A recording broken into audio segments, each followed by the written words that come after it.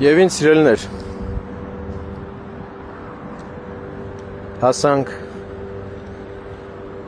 այն հանգրվանին, որ արդեն հայոց գերագույն ատյաններում, դատարանում պիտի քննվի հայոց հայրապետի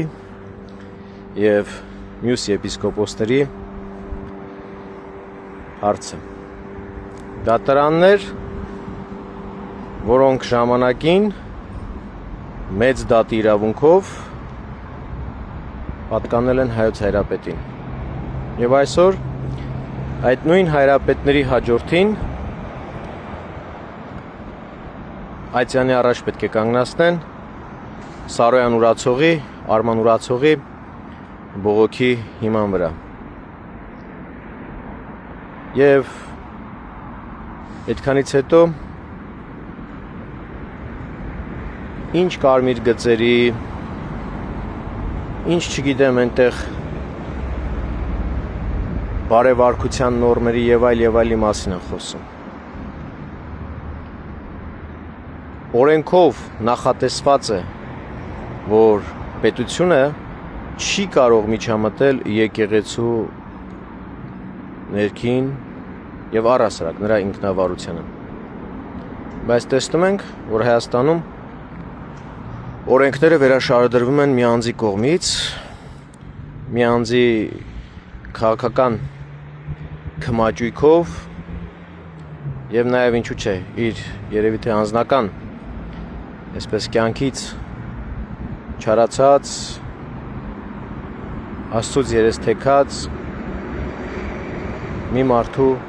քմաճույքից։ Ցավը հիասթափության եւ առհասարակ այս ամեն ինչի մեջ առողջ բանականությունն ու սթափությունը պահելը շատ դժվար է։ Սառնասրտությունը պահելը շատ դժվար է։ Որովհետեւ չեն դատում հայոց հայրապետին նրա համար,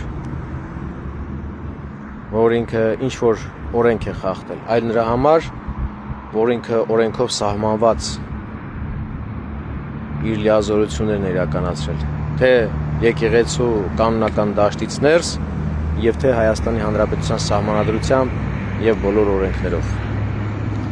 Այսպիսի իրավապահ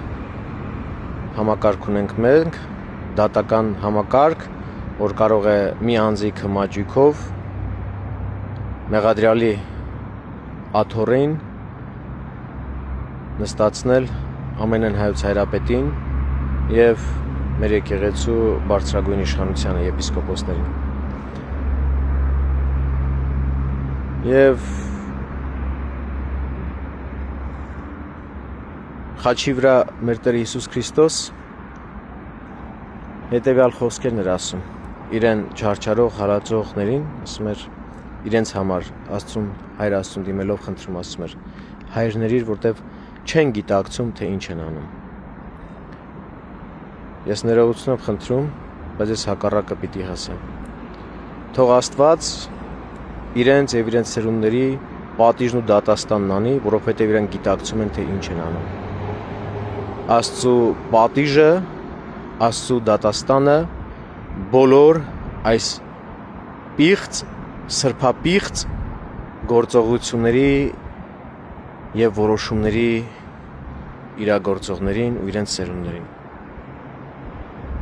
Իսկ մեր հավատավոր զավակներին պիտի խնդրեմ եւ հորդորեմ,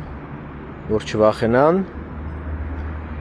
հայոց հայրապետի համար աղոթք անեն, մեր եկեղեցու համար աղոթք անեն, բարձրյալն Աստծուց խնդրեն, որ Աստված իր պահապան հրեշտակների միջոցով պահի, պահպանի հայոց հայրապետին, մեր եկեղեցին, մեր հոգևորականներին եւ նաեւ մեր հավատավոր զավակներին։